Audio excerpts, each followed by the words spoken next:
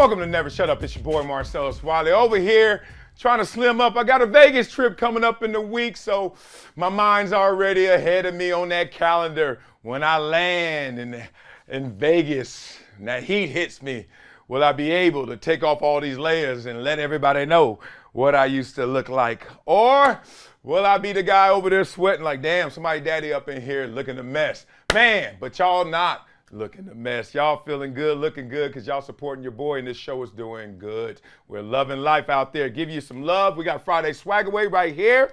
Yes, we do. And we have when we going over 100K. Okay, I've been wrong before, and I'm wrong right now, but I'm right to have this jersey right there. I'm going to hook you guys up with this jersey. I will show you the playing cards, but they're on the floor scattered because my itty bitties got to them. So next segment, I'll show you that love. But you know how we start off every show with what's up with that dude? Oh, man.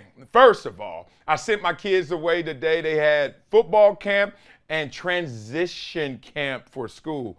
Just another way for the school to eat, make some more money. Hey, your kids, I don't know if they're really adjusted from toddler to EC1. I'm like, what's EC1? Is that kindergarten? Nah, we have 2 grade levels between toddler and kindergarten. I'm like, damn, fifth year senior ain't even in first grade yet, right? So that's how it goes. So I love it. I ain't mad at it, just jokes. However, I remember because my son was looking at me, he looked sweet in his football gear, and I forgot he doesn't know any of the chants.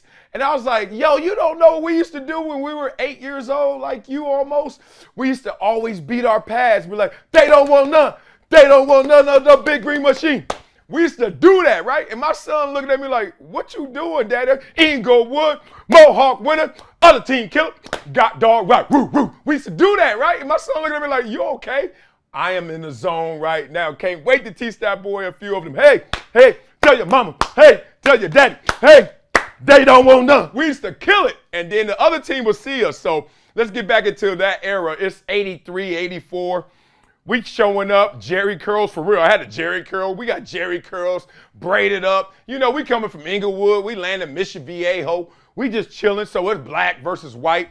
And we get off the bus, 8 years old, boom, boom, boom, boom, boom, boom, boom, boom. And they like, the game was over before we played. It was like 98-0 before we even played, and then it really was. So that was fun. We had a good moment this morning. Other than that, had a meeting, man, one of those branding meetings and sponsorship meetings. That was fun. Just talking to some cats that got some interest in our show, what we're doing over here. Other than that, it's so damn hot out here.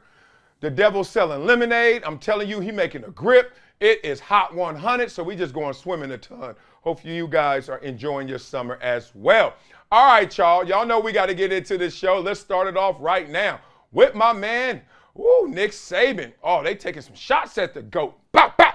Man, this is going to be interesting. First take, Paul Feinbaum. They actually questioned Nick Saban's legacy at Alabama. All right, that's a headline. And you're like, yeah, everybody got to go through the grinder. I don't give a damn how good you are. Let's talk through it, right? So they spent some time discussing if any team in the country can beat Georgia. Man, I don't know about that. On paper, them suckers look insane, right? So they're trying to win their 3rd straight college football playoff national championship. Eat more wings on the sideline when they up, 65-3 or something? Crazy. So the obvious answer is Alabama. You ain't got to look too far. Doesn't take a rocket scientist to do that. That's what Feinbaum said, right? So from here, the conversation kind of shifted, though. That's fine to just have that top layer, but then they were saying, what if Alabama potentially misses the college football playoffs for the 2nd year in a row? How would that affect Nick Saban's legacy? Because it happens fast in this world. We have a microwave mentality in terms of how we digest information. Someone said something to me that was crazy. Tell me what you think of this in the comments. They said if the OJ trial that happened, in 91, 92, whatever, happened now, it wouldn't have been as big because we would have moved on while that trial was trying to gain steam. But back then, media held us hostage. Because we didn't have all of this content out there, we were just locked in. This is the drama I want. This is the YouTube channel I need, right? So that's interesting. Tell me what you think. But it happens fast, right? Now, no matter how big the story is, move on. Got to make room for the next story. But Here's a quote. If for some reason Alabama does miss the playoffs again this year, we're going to be talking about Nick Saban's legacy in a different light with a question mark. All right. He says, yes, you have to. And first of all, nothing's going to take away from what he's accomplished. And for those who don't follow this closely, he's won 6 national championships at Alabama since arriving in 2007. Yeah, head blown right there. He won another one at LSU, but if he is in the same league as somebody, we talking about Kirby Smart, who is now at the end of the season won 3, then that's a big hit on his legacy. All right, so then they start questioning last year's team and talk about, hey, let's be real, wasn't the best job from Nick Saban and staff last year. Why? They had the #1 offensive player and #1 defensive player taken in a draft, right? Will Anderson, Bryce Young. So he's like, yo, we got the players still, top tier players, obviously, and didn't get it done. He said the defense let them down. Coaching let them down last year. 17 penalties in the Texas game let them down last year. And then also against Tennessee didn't look their best. So they don't even have an established quarterback going into this year. So all of that got me to start thinking, damn, man, what's the point? Like everyone always talks about legacy. I just had this conversation with Kerry Champion. Talking about, would you take $300 million? Because I posted this on my Instagram. $300 million, 0 rings, or $54 million, I think, Robert Horry versus James Harden. $54 million, 7 rings. I'm like, that's not even a contest. I don't even know why I put Robert Horry up there. Respect to you, homie. You know my dog. $300 million? I don't even want to hear anything else. Why? One, I live my life based on how I feel, how I am, and how I think of myself, not what y'all perceive of me. And to me, legacy just leans too much into what y'all think of me. All right, I'll give a damn. I do, but I don't. I take $300 million and think a lot of good about myself and assume that y'all thinking good of me as well. Wouldn't you? Who wants to work for $60 million to turn into $300 million because of legacy? Is that a $240 million legacy departure? That bridge between those two ain't worth it to me. However, what I am bringing up is, wow, Nick Saban. What's the point of being Nick Saban the Great? And as soon as you have one hiccup, they already looking at you like you have another one. It's on. We're going to talk about you like all others. It's like, damn, what are we really working for in this world if there's never any like solidified safe space in terms of greatness? We'll always say, yeah, he's great, but want to know why? Y'all think I'm tripping? Look how they treat my man Bill Belichick right now. And we know he the GOAT. We know Bill Belichick's the GOAT of coaches, but people, oh man, Belichick, it was Brady. Okay, could have been. Oh, Belichick, he can't win without Brady. Maybe. But then that's kind of messed up.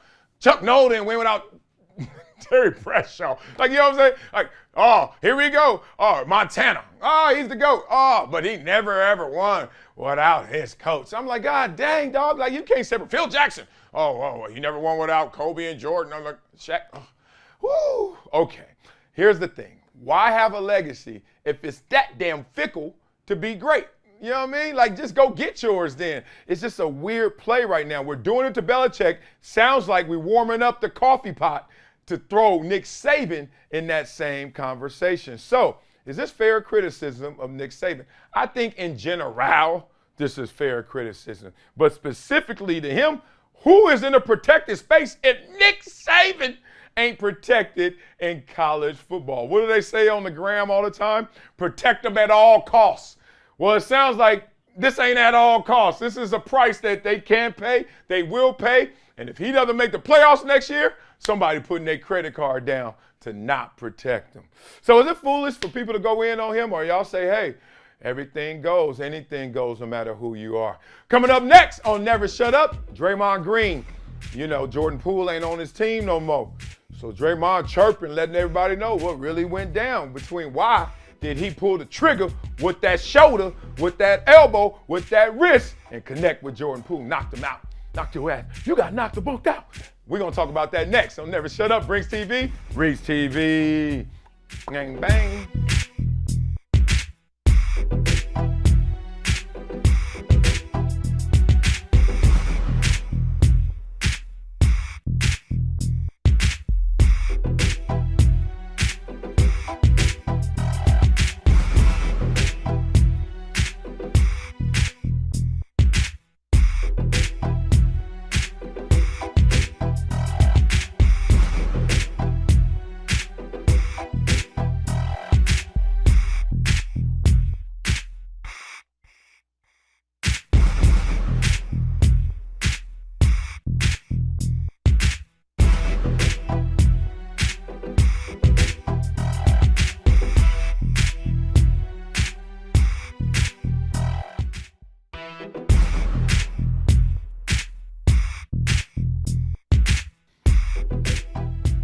Welcome back to Never Shut Up. It's your boy Marcellus. Wiley over here, hoping this chair doesn't drop all the way to the floor. I'm at that borderline where I got to buy a new chair, but I'm like, I'm going to hold on to this thing until it falls off. It just dropped again. It's like Sanford and Son need to come in here and come get this. Y'all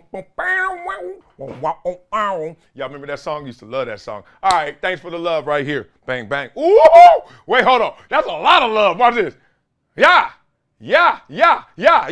Boy, oh boy, I'm doing push-ups again. When I hear push-ups, especially some dips, some jailhouses, it's a problem. I go to Venice Beach right now and get looked at twice by that cute girl. Let's do it right here. Friday Swag Away. Hook y'all up. Y'all already know. Got the cards. Whoever guesses $100K. When we going over that, exact date and time. Got to find our community post. And this jersey, straight out of Jersey. But I like getting into these stories, you know, because this one is juicy. All right, Draymond Green explains why he hit Jordan Poole like that in practice, right? So we saw the Golden State Warriors last year try to repeat as champions. It didn't go as planned. Why? Some would say all the way to the beginning of the season when this incident occurred. Now, we know they lost some key rotational players that summer as well, but that knockout of Jordan Poole was like the moment, the poster for their disappointment this season. So Draymond's taken the time since Poole's departure to address, right, to confront everyone who was asking about what happened that day, right? So he was talking to Patrick Beverly, my dog, respect, former Clipper, about the punch. He said, look, quote, I don't just hit people. All right, that's an opening sentence. like people are like, whoa, you just hit people? Dialogue, of course, happens over time, and you usually ain't triggered by something that fast. We know stuff you don't say amongst men. Whoa. We know things that you have to stand on, right? So Poole allegedly made comments about Green's alma mater, talking about Michigan State, about their financial situations. When clearly we knew Poole was going to get paid, he probably like joking Draymond out about, you been here all this time, all them damn rings, I'm about to get more than you ever got. One of those kind of things. Now, let me draw a line between conjecture, rumor, and real. Because I'm going to do this story from the real perspective. I've heard things, but I'm not into the heard things game. I'm into I know that, and let me tell you, but I'm going to protect the guilty game. It's a big difference, right? I'm not into like TMZ kind of stories for this, even though some of y'all be laughing like, dog, Marcellus be telling everybody business. Oh, if y'all think I'm telling everybody business, y'all don't know what I know.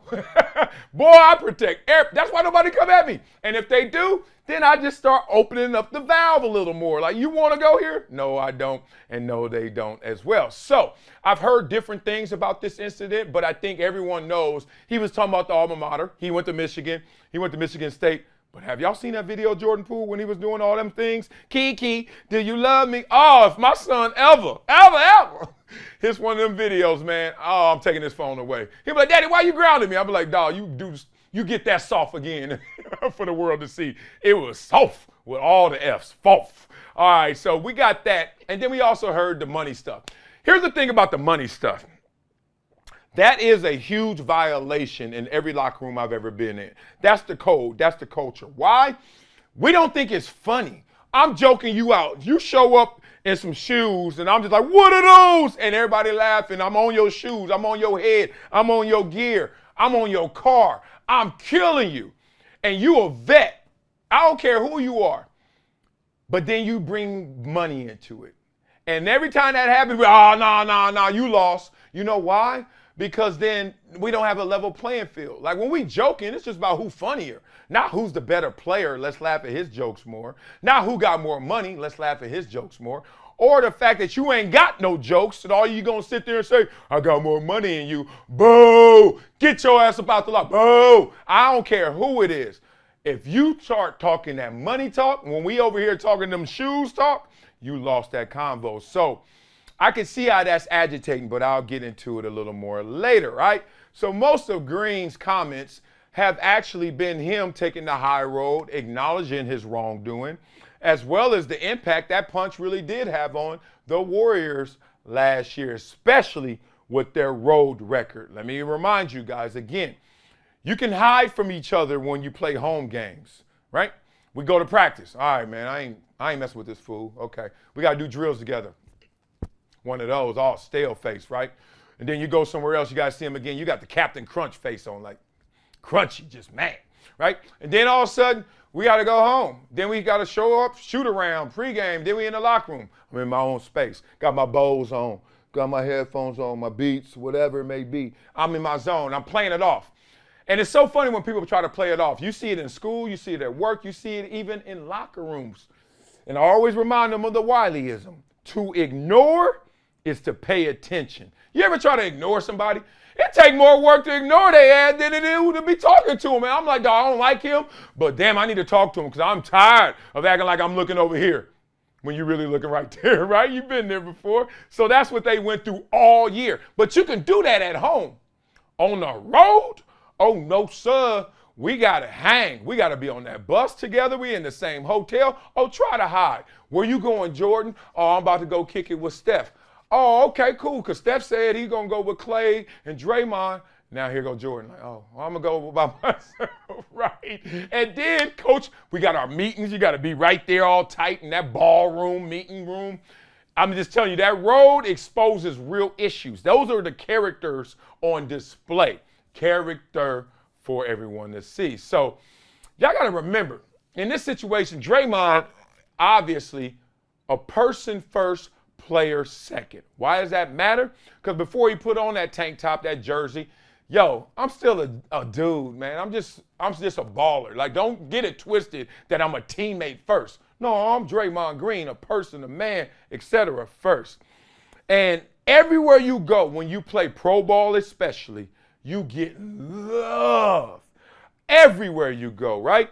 And then you come someplace else, and this youngster sunning you.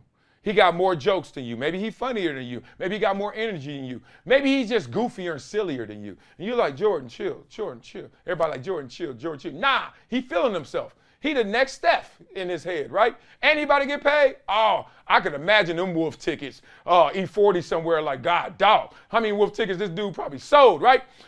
But you still never, ever hit a teammate. But what Chris Rock say, there's a reason you should push an old lady down the stairs. Just don't do it, right? So I know that Draymond had enough reasons to knock Jordan Poole ass out, right? We kind of get it. But just don't do it. That's the violation of the code right there. While it is off limits, he probably went there, which meant he violated, let me violate. But that's a different violation. One's with the words, one's with the wrist. So in this situation, I get it.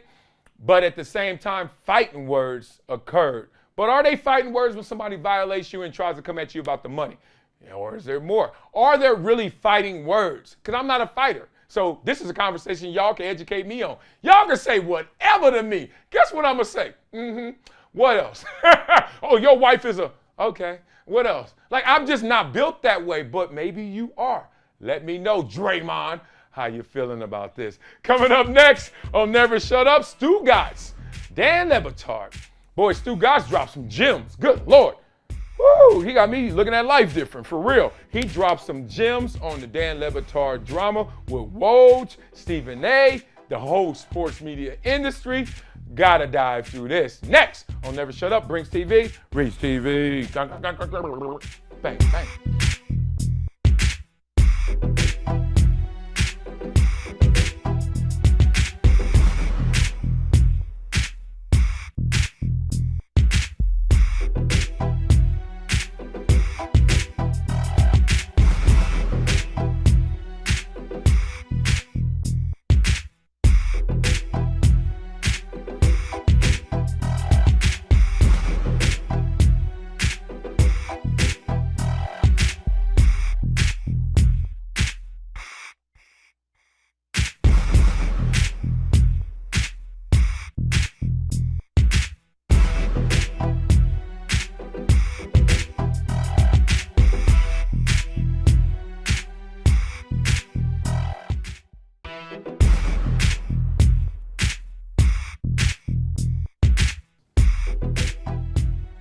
Welcome back to Never Shut Up. It's your boy Marcellus, Wiley, electric boogalooing right now. I need to watch Breaking and B Street and all that again. Get myself back into that era when I was a little kid, had to watch that. Oh, I remember shrimping out there. Y'all don't remember all that. Love for you guys, man. Y'all know how it goes right now. We got Never Shut Up, the book. Y'all can get that as Friday Swag Away, or guess when we go over 100K and you get these playing cards right here. Not all of them. Calm down. Nah, you get a lot of them though. And I'll hook you up with this Wiley jersey. Yeah, all of this. You can have all of that for you right there, my friend. All right, let's get into it with one of my friends, man. I haven't talked to him in forever. His name is Stu Gotts. And let's talk about the beef and the drama, I guess, between Woj and Dan Batard. Because it's funny, like, I catch a lot of clips now. I am a Gen Zer or a millennial. I don't watch TV unless it's background, unless it's a sporting event like Wimbledon or something like that, right? And obviously when football starts, good Lord, I'm all in. But if it's people talking, it got to be a movie or something. If it ain't a movie or a show, like I saw Air about a month ago, but if it ain't that, you ain't met. Man, y'all better stop playing. I ain't listening to y'all play no volleyball with y'all lips. I ain't doing it, right? But I do catch clips, and I catch a lot of clips of Dan Batard.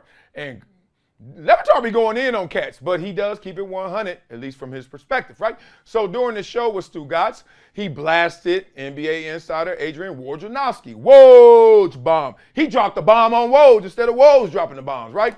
He called him an agenda-based shilling. Damn. Bought and paid for by the Portland Trailblazers. And Stu Gotts had to respond. God dang, first of all, that sound more gangster than just saying MF to a dude. Like, what? You a shilling. Like, what the, I'm bought and paid for it? Like, what, you slavery or something? Man, that feel way worse than Pac. That's deeper than Tupac right here. All right, so they went off on it, and here's some of the things that we heard about journalism changing, right?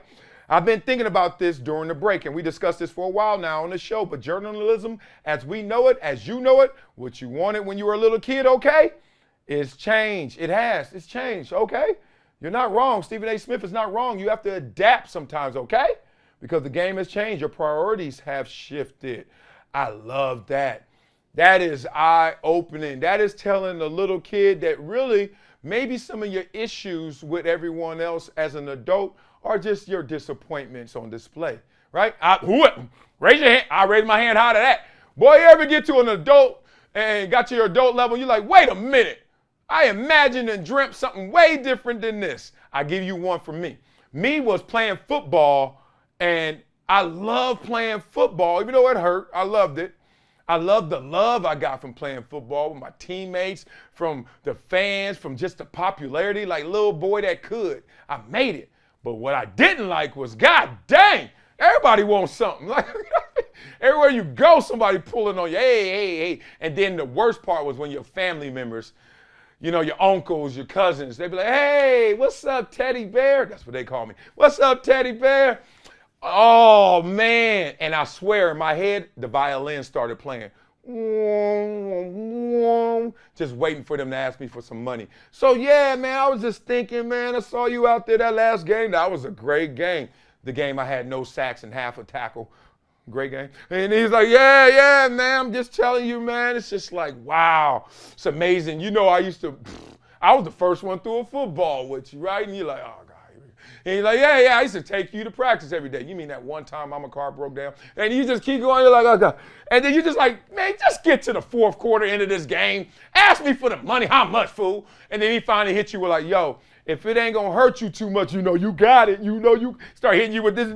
Anybody do this dance, they begging, right? He's like, you know you got it, right? I'm like, man, what?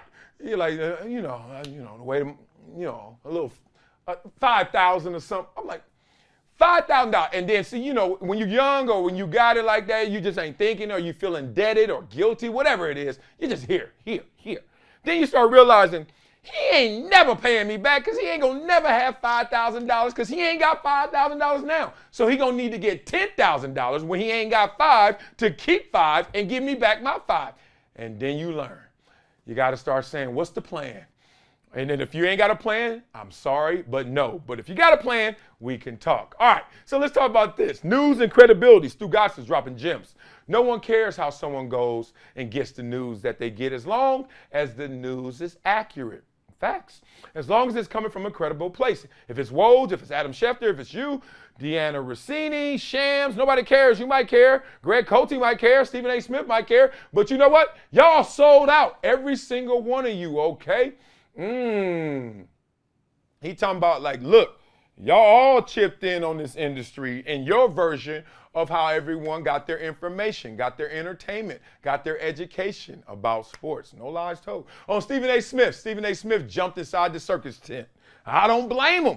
Why'd he do it? Because he had to do it, because the game has changed. You jumped inside the circus tent. You did. You did so with me. Think about that. With me and with Greg Cote every Tuesday, okay? And so you have this journalism a long, long time ago. Because why? Survival of the fittest, Dan. Woo! We are all in this together, right? Everyone's in the circus, just not all in the same tent, right? And I remember I did a show with Stephen A. Smith, 2000. I swear it was 2000. Best Damn Sports Show. Y'all remember that show? Amazing show. I used to love that show. John Sally and all them cats. Fox Lot. And I remember meeting them in the makeup room, the green room. And he was like, hey, how you doing, man? Stephen A. Smith. I think he was with Philadelphia Reporter at the time. And he was like really mild manner.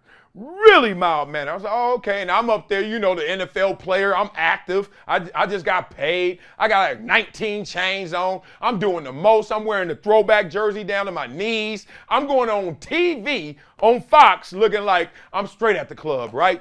And then I get on air. And then, you know, I'm there, and then we all just talking. It wasn't a debate show. It was just like every dude talking.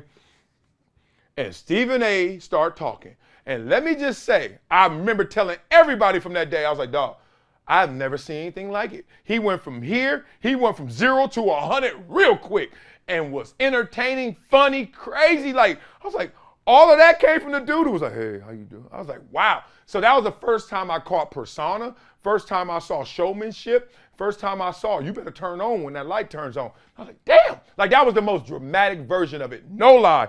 And then, obviously, he is who he is today. Here's a couple more right now on adjusting to change. You have to change with the times. You have to roll with the changing environment, roll with the changing industry. And that's what you decided to do. That's what Stephen A. decided to do. For Woj, for guys like him, the game has changed slightly. Where he went out and he seeked reports and he wanted to be the reporter. And you know what? And now if he has morphed into a mouthpiece for the Blazers, I'm okay with it. I am good with it. I don't care. Wow. Last one, let's on that same vein on selling out. Everyone is selling out to make a buck. Just give it up. Y'all want to be journalists. You're not journalists anymore. None of you. Not any one of you. Sorry. Wow. Slap. Stu Goss is like, here you go, Dan. And you know what? Dan is a purist. And more so than even me, even though I got a lot of that in me too. Like, yo, I'm holding on to what is true. My crusade is to save sports journalism. And everybody like, yeah, all right, well, let me know how that goes. But in the meantime, just keep cracking them jokes. Keep telling them stories. Keep letting me know what everybody's thinking or you assume they're thinking and have fun with it. And you're right, you know? Like this thing is he made an example too. It's taxis to Ubers. And I remember that when it happened, boy. I was like, oh, man, I got to tell you my limo driver story one day. Just remind me in the comments. I got the best limo driver story ever, and it's about taxis and Ubers. But long story short, people going to go where they got to go, and they're going to go where the experience is best, right? Some people want to laugh. Some people want to think deeply. Some people just want to know the facts without none of your opinion. Some people want to know all your opinion, and the facts could be loose, right? Whatever it is, man, I love the fact that Stu Goss brought it all back home and told us we all in the circus, just not all in the same tent. So how did you adjust to the change in the industry, right? How are you adjusting to it right now? More YouTube, more traditional linear cable? How you getting your information? You still opening up the newspaper? Like, how you doing this, right? And you agree with Stu Goss that Batard and Stephen A. sold out. That feels weird because if they sold out, we all sold out. All right, y'all. Coming up next on Never Shut Up, my favorite segment is Wiley's World Time. It's time to funk up some comments. I'm going to give y'all a campfire story since camp has started. I saw Aaron Rodgers walking in there today. I said, oh, I know that feeling. Let me tell y'all how that felt, right? Then we hit you with a Wileyism. That's next. Never Shut Up brings TV. Reach TV. Bang, bang.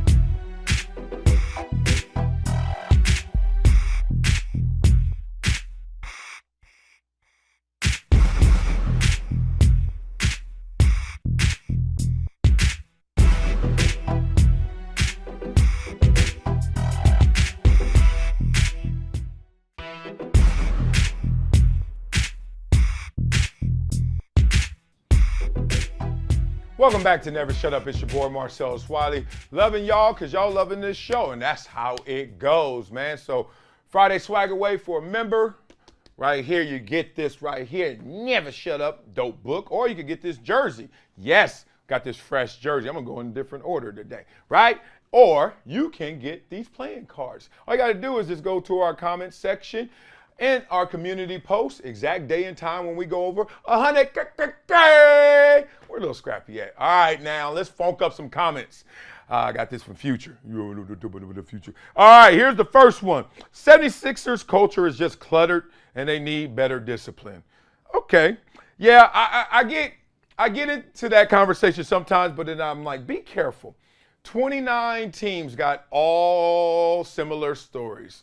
And they all got one thing in common. They ain't going to win it all. One team going to win it all. The rest of y'all going to have some amazing stories of how close you got or some sad stories of how far you're away. So, yeah, that may be their issue. They do need to address that. Check his postseason numbers. If I'm Philadelphia, I'm trading Joel Embiid. He is a loser. A little drop off, a little something. But you know what? In postseason, your plan A better have a plan B. A lot of times guys get into the postseason, what happens is, where's the plan B? Because you got to work on that left hand, you know, as they say in life. Because when it gets higher stakes, the first thing I'm going to think is when I play against you, if we both black belts, first thing I'm going to do is take away your strength. Now, what you going to do? All right, now, the great ones got something else to do. That's why they're great. All right, NFL running backs versus ESPN's Matt Miller. The agents need to start negotiating more incentives in the contracts. Receiving yards, carries, yak yards, broken tackles, number of snaps played, etc. Sounds great on paper, except in any negotiation, there is an other side. And that other side, like, hey, fool, stop trying to make me pay more for something that's getting devalued and diminished. I'm not going to do it. I don't give a damn. Oh, you want to slice up 100? Okay. Well, we could go 10, but we ain't going over 100 still. You know what I'm saying? So we're just going to divvy it up differently, but the aggregate number stays the same. All right, so the quality of athletes playing running back is going to plummet because they will rather play a position that is financially respected. Genius point. It happened in football. If you were If you were pro age 21 in 1960-something, and you were 6'4", 250. You wanted to be the heavyweight champion of the world, right? You fast forward, that same guy in 2023 wanted to play defensive end, right?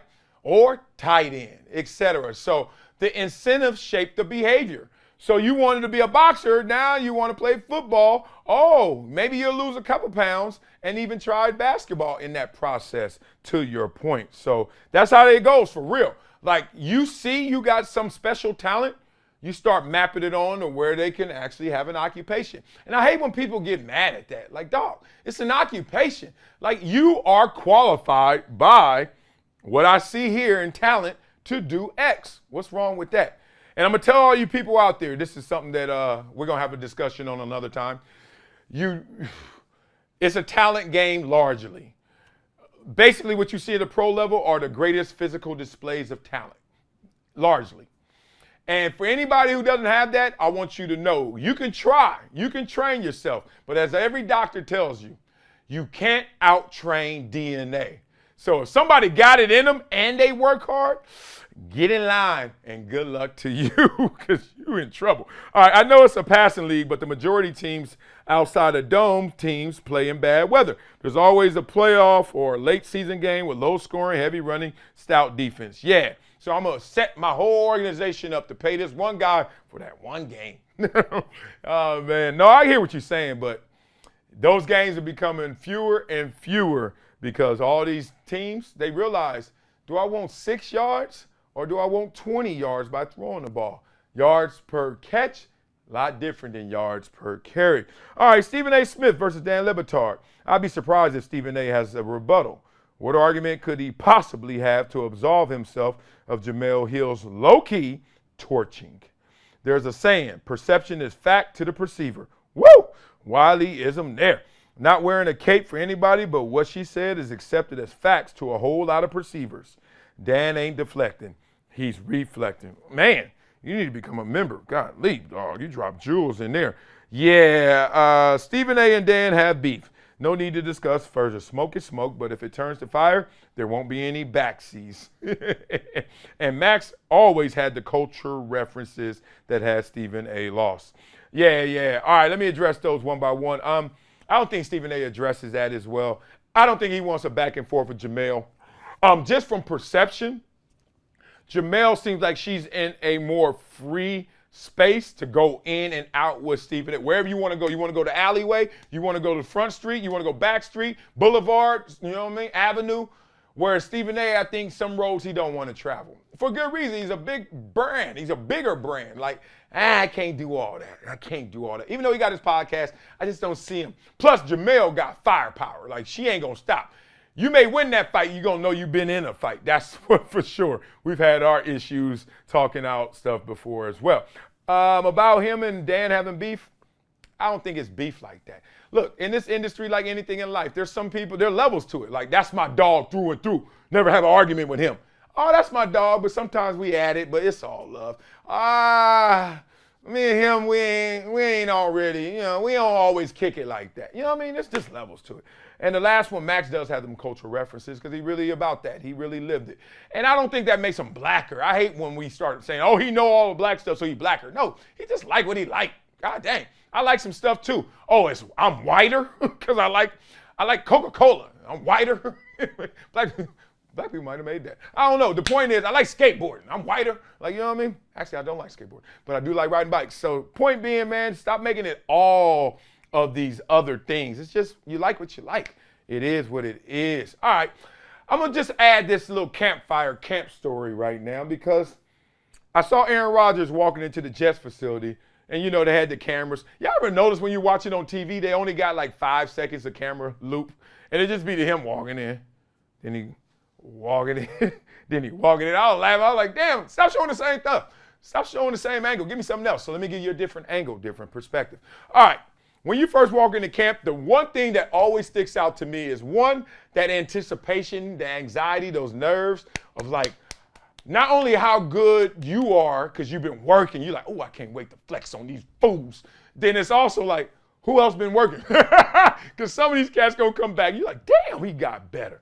And you got to see your teammates more than you see your opponents, obviously, right? So if your teammates got better, one, you're like, oh, we're going to be squad this year. But two, damn, it's going to be a lot of hell pay in practice. Wednesdays, Thursdays look a lot different. I got to go against that every day. So that's love. But the one thing that sticks out in comment is we all looked around and we used to always say, y'all know this is the healthiest we gonna feel today all year. Like, damn, that's real. I remember when the first time, I think Thurman Thomas is the first one to say that. He was like, hey, y'all know this is the healthiest we gonna feel all year right now, today. And I was like, damn. Because as soon as you go to practice, something sliced, something sprained, something dislocated, something broken, something gone. And you're like, damn, you ain't gonna get that feeling back. You can work out, do all that stuff. But that when you just came off of all them good workouts, off season, vacation, all renewed, you walk in there, that car is washed. It's about to get dirty and muddy real quick. All right, y'all. Y'all know how we finish every show. We finish it with a Wileyism. Yeah. Never let a win go to your head and a loss go to your heart. Now, that's beautiful. Never let a win go to your head and a loss go to your heart. Ah! Y'all know what it is, man. We got to keep our enthusiasm, our engagement to whatever our goal is intact. Live wire, full signal, right? You can't get disconnected from it. And then when it actually occurs, you actually attain it, don't let it go to your head because it can get you fat and full. Flooded your brain with all of a sudden, man, we good. We got this, nothing else. And when you're in that process, or you actually don't get it, it's just a fact. You're done. It ain't happening. Don't let it take away your heart. Don't let it take away your courage. Don't let it take away. You're going to try and climb that mountain once again, maybe in a different way, different path, a different approach. But still, that enthusiasm, man, you got to keep it as well. It's such a process just trying to get to where you want to get. And that's the beautiful thing about it. It really, in process, separates the real from the fake. And that's what you got to understand. Are you really about it, or are you just faking it? Well, the process will tell you all you need to know. You ain't got to tell the homies. You ain't got to tell me. Everybody going to see it. Everybody going to get it, because those actions going to speak louder than those words. So never let a win go to your head, and a loss go to your heart. All right, y'all. That'll do it for today's episode. Never shut up. Love for y'all. Be in them comments with you. Walking up them comments, yeah. And have some fun out there. About to go to this meeting. And then I'm about to just chill out. Got a lot going on. Y'all do too. Love for you guys taking time to hang it with your boy. See you tomorrow. Yay, yay.